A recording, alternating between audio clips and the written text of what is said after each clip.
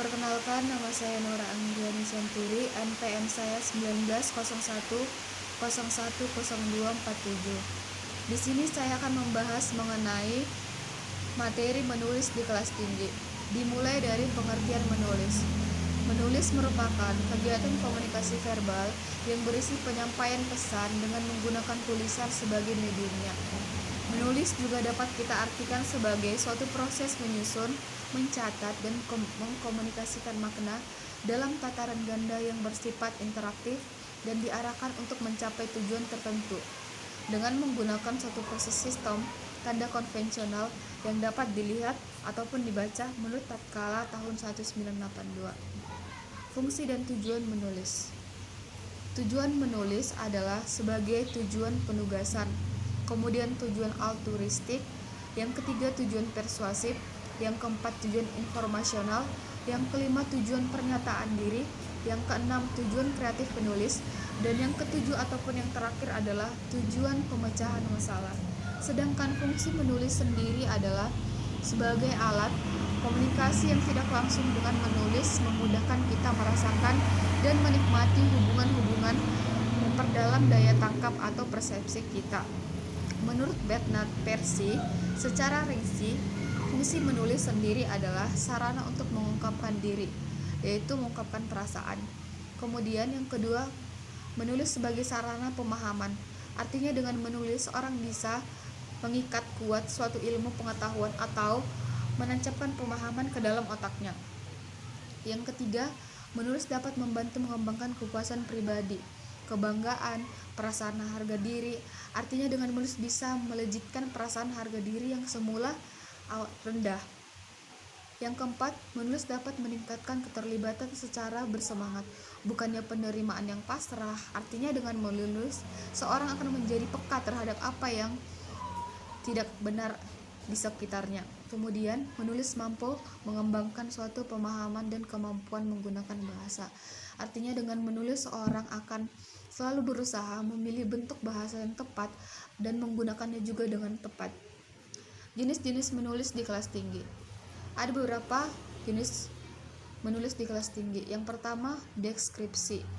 Artinya ragam wacana yang melukiskan atau menggambarkan sesuatu berdasarkan kesan-kesan dari pengamatan, pengalaman, dan perasaan penulisnya. Kedua, ada narasi. Artinya jenis tulisan yang isinya menceritakan suatu kejadian. Yang ketiga, argumentasi. Artinya ragam wacana yang dimasukkan untuk meyakinkan pembaca. Yang keempat, ada eksposisi. Artinya ragam wacana yang dimaksudkan untuk menerangkan atau menyampaikan atau menguraikan sesuatu hal untuk memperluas atau menambah pengetahuan. Metode pembelajaran menulis di kelas tinggi. Ada beberapa metode pembelajaran menulis di kelas tinggi. Yang pertama, kegiatan menulis untuk berdasarkan rangsangan visual. Yang kedua, kegiatan menulis berdasarkan rangsangan suara. Yang ketiga, kegiatan menulis berdasarkan rangsangan buku. Keempat, kegiatan menulis laporan. Kelima, kegiatan menulis surat. Keenam, kegiatan menulis berdasarkan tema tertentu. Ketujuh, menulis karangan bebas. Pendekatan pembelajaran menulis di kelas tinggi. Pendekatan pembelajaran menulis yang sering dijumpai di SD adalah pendekatan komunikatif. Artinya, pendekatan yang memfokuskan pada keterampilan peserta didik yang mengimplementasikan fungsi bahasa untuk berkomunikasi dalam pembelajaran. Yang kedua, pendekatan integratif. Artinya, pendekatan yang menekankan pada keterpaduan 4 aspek keterampilan berbahasa, yaitu menyimak, berbicara, membaca, dan menulis dalam pembelajaran. Yang ketiga, pendekatan keterampilan proses, yang artinya pendekatan ini memfokuskan keterampilan peserta didik dalam mengamati, mengklasifikasi, menginterpretasi, dan mengkomunikasikan sesuatu hal. Kemudian pendekatan tematik, yang artinya menekankan pada tema pembelajaran sebagai payung atau pemandu dalam pembelajaran. Strategi pembelajaran menulis di kelas tinggi. Ada beberapa langkah-langkah yang dapat dilakukan guru untuk melakukan pembelajaran menulis di kelas tinggi. Yang pertama, guru harus memahami dongeng yang akan didongengkan, yaitu dengan strategi mendongeng tanpa alat peraga.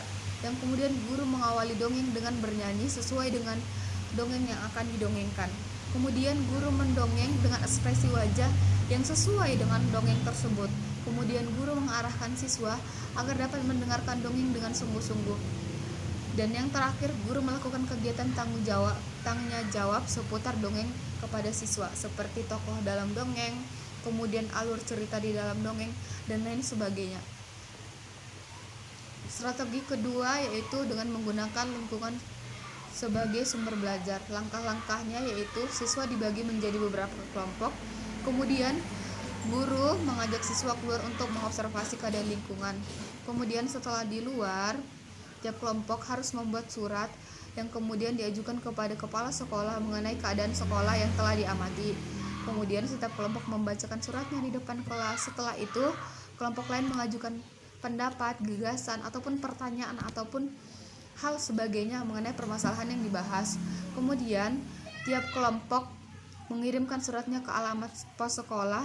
Kemudian kepala sekolah membalas surat tersebut melalui pos, yang artinya siswa dapat menyadari fungsi surat itu adalah sebagai alat komunikasi tertulis dan biasanya akan ada balasannya. Yang terakhir, kita akan membahas mengenai tahapan pembelajaran menulis di kelas tinggi. Yang pertama yaitu menyusun karangan berdasarkan gambar yang telah disediakan. Yang kedua, menyusun karangan berdasarkan benda nyata di sekitar siswa. Kemudian, mengembangkan kalimat utama menjadi sebuah paragraf. Kemudian, menyusun karangan berdasarkan cerita, teman, ataupun percakapan yang dia lakukan. Kemudian, menyusun karangan berdasarkan gambar berseri. Dan yang terakhir, mengarang berdasarkan kerangka dari mengarang secara bebas. Demikianlah pembahasan mengenai materi kita, yaitu menulis di kelas tinggi. Jika ada kesalahan baik dari segi perkataan ataupun materi, saya memohon maaf. Sekian dan terima kasih.